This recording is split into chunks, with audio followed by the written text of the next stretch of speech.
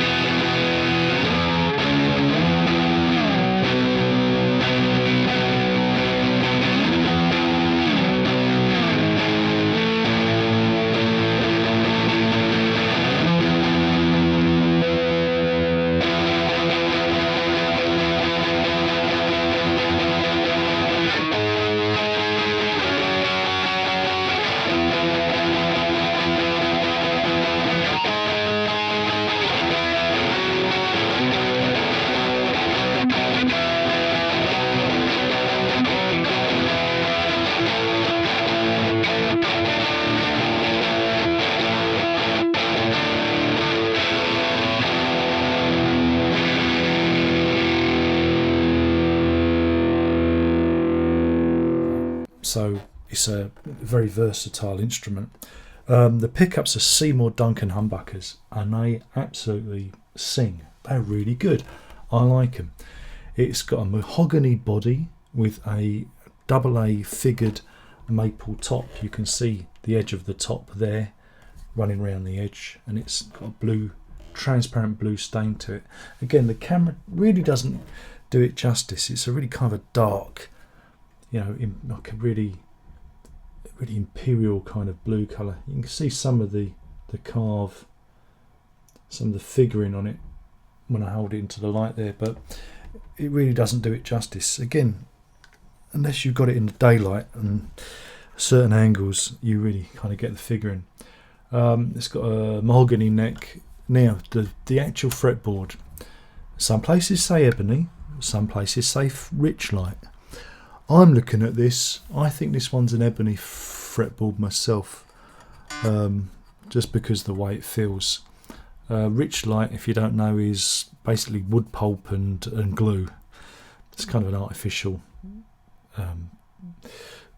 wood material, but I definitely think this is an older one with an ebony fretboard. Though, again, I can't be sure, because again, Godin are a little bit mysterious with their serial numbers. You don't really know what you've got.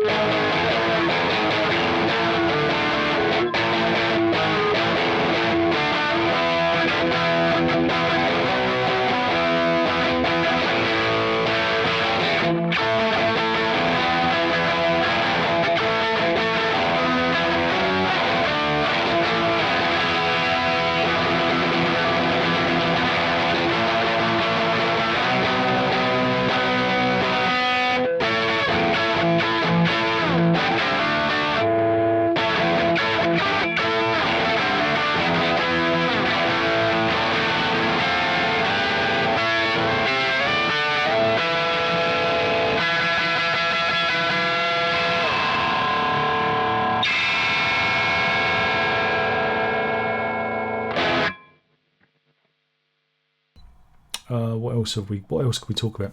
Oh yeah, when I got this one, this was interesting. I had to replace the tuning pegs. Normally it would come with Godin's own lock-in tuners, but two of them, those two, were frozen solid, and I couldn't get them to release at all, so I had to use a Dremel to cut them off, and so I've replaced them with these hip shot tuners, which again don't do any damage to the body because they just kind of bolt on, and you don't have to make any drill holes or screw holes into the body. So I really like the hip shot tuning pegs. Again, this one, it makes me a bit sad. Anyway, let's do the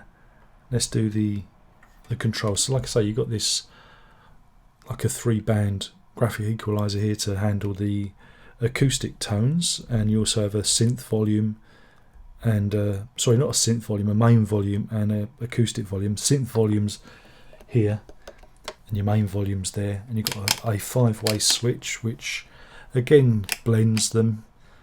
You have again the bridge, I think that's split, I think that's a bell end of both, and I think that's split the other way, and then the bridge pickup. 2 volumes, 1 tone, and then you have the switching if you're connected to a Roland synth unit. You know, one switch switches up and down, changes patches, the other switch enables you to blend or just have the synth sound or switch between them. So yeah, it's a really versatile guitar. I'm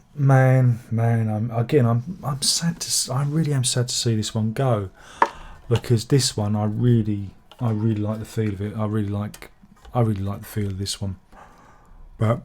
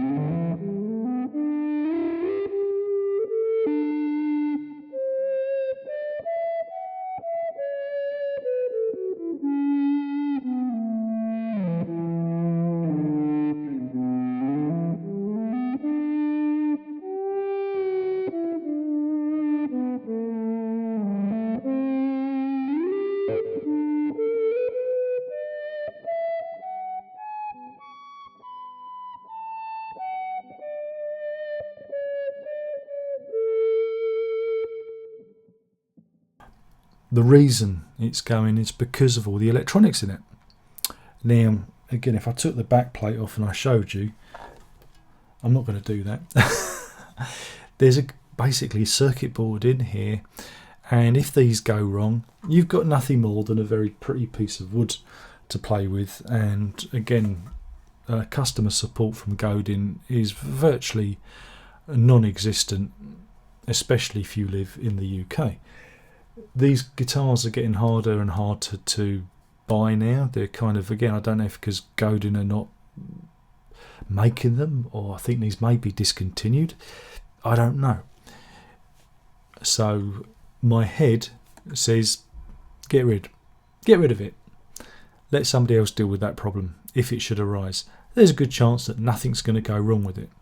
But electronics, as they get older, and I've kind of got this working practice now, as if I can't fix it myself, I can't get the soldering iron in there and do some rudimentary soldering. If I can't do that, then it's not the guitar for me. So that's why with Heavy Heart I sold this one, because one day it's not going to work, and I don't want to be that guy. I want an easy life. And so, like I said, I'm really kind of sad to see it go, because this had the possibility of being a permanent guitar if it didn't have all this guitar synth crap built into it.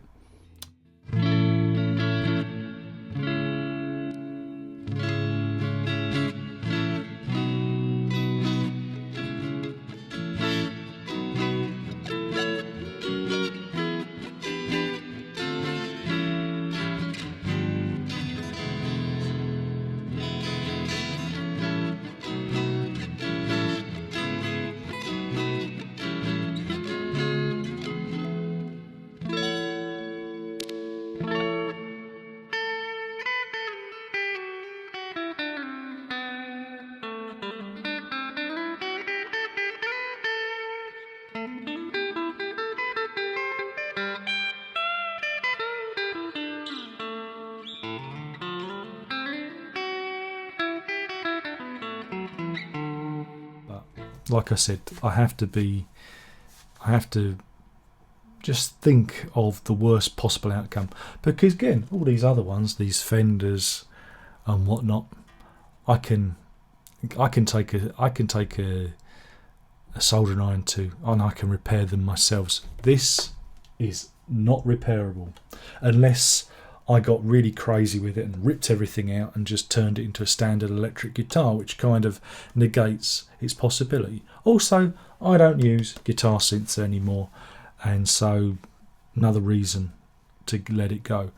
But other than that, this is the best guitar in the collection. This is the one that talks to me. This one just, again, it just hit the spot. And like I said, oh God, I wish I could keep them all, but it's not to be, unfortunately. And somebody else has got it now. This has been sold, and I've had a really nice time playing it. And you know, of all the guitars, this is the one I'm truly sad to see go. But it's the way it goes. It's the way it is.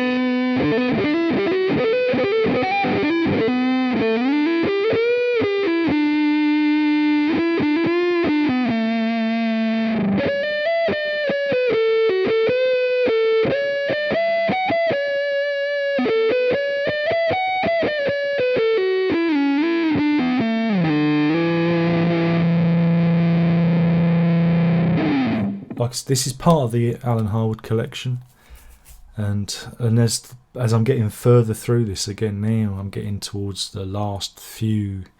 There's still a few left and everywhere else, but I feel like I'm getting towards the end, and I don't know when I'll put this in the sequence. This could be a new. This could be. I'm not putting these videos out in any kind of sequence. So, but as I'm getting closer, I'm feeling worse about it all, you know, because part of me thinks I should have kept them all, and I'm feeling a bit guilty about it all. But I don't know. I don't have all the space in the world. I've got a family, so great guitar, and whoever's got it, I hope you have many, many years of fun playing it, because it just feels great. It sits well on my lap. The neck is great. The fingerboard is lovely. It's fast. It's just,